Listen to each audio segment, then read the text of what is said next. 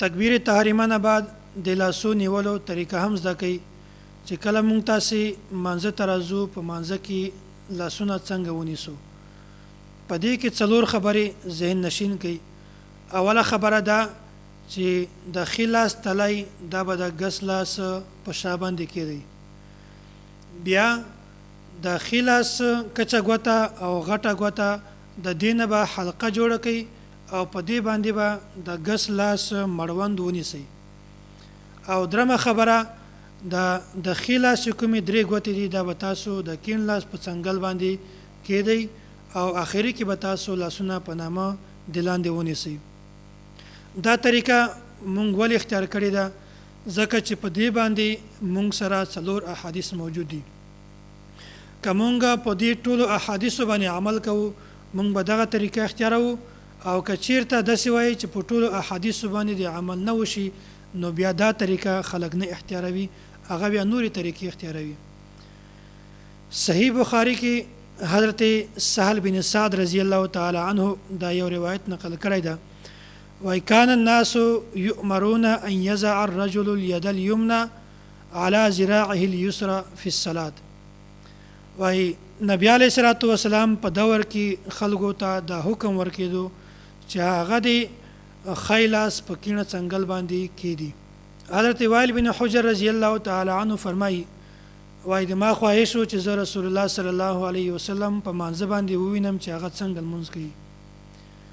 وای ما وکتو نبی علیه الصلاة والسلام مانځه ته ودرېدو، فکبر او تکبیر یې وکړو، ورفع یدیه حتی حازت اذنیه، او لاسونه یې دومره اوچت کړل چې هغه لاسونه د غوږو برابر شول، یعنی نه یې ډېر زیات اوچت کړل او نه یې ډېر زیات ټیټ ونیول.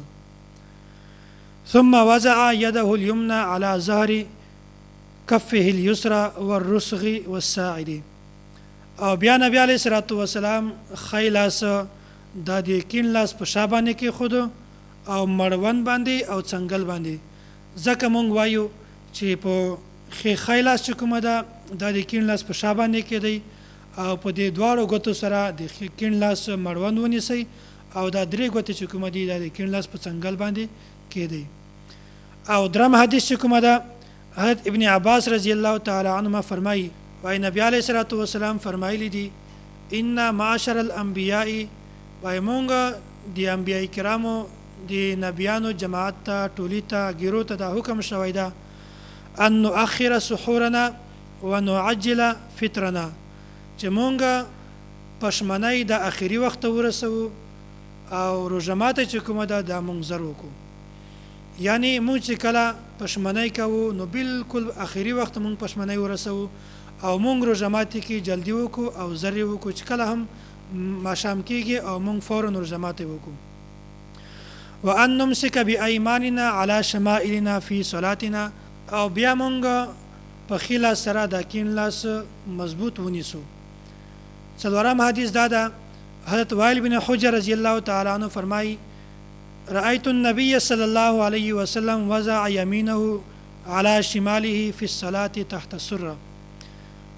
وای نبی علیه الصلاة والسلام به ښی لاس دا په کیڼ لاس باندې په نامو د لاندې نیوی. نو دا په داسې طریقه باندې مونږ دا ولې کوو؟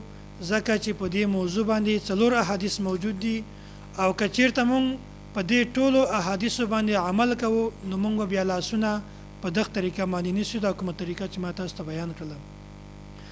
اول حدیث کې دا دی چې نبی علیه الصلاة والسلام به ښی لاس دا د کیڼ لاس په څنګل باندې کېښود، او دوم حدیث کې دا دی چې نبی علیه الصلاة والسلام به ښی لاس د کیڼ لاس په شا باندې مړوند باندې او په څنګل باندې کېښود. او درم حدیث کې دا راغلی دی چې نبی علیه الصلاة والسلام به په ښي لاس باندې کیڼ لاس نیوی. او څلورم حدیث کې دا راغلی چې نبی علیه الصلاة والسلام به لمونځ کوو او په مانځه کې به یې لاسونه په نامه د لاندې نیول.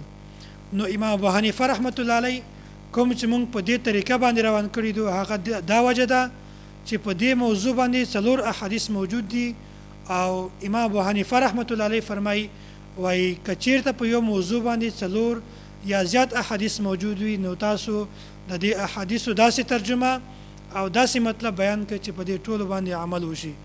نو کله که په دې ټولو احادیثو باندې تاسو عمل کوئ نو دا طریقه به اختیاروئ او که چیرته د دې طریقې نه تاسو طریقه غلطه وي نو باید په دې ټولو احادیثو باندې عمل تاسو نشئ کولی که په دې حدیثو باندې عمل کوئ نو بیا به د امام ابو حنیفه رحمت الله علیه مذهب اختیاروئ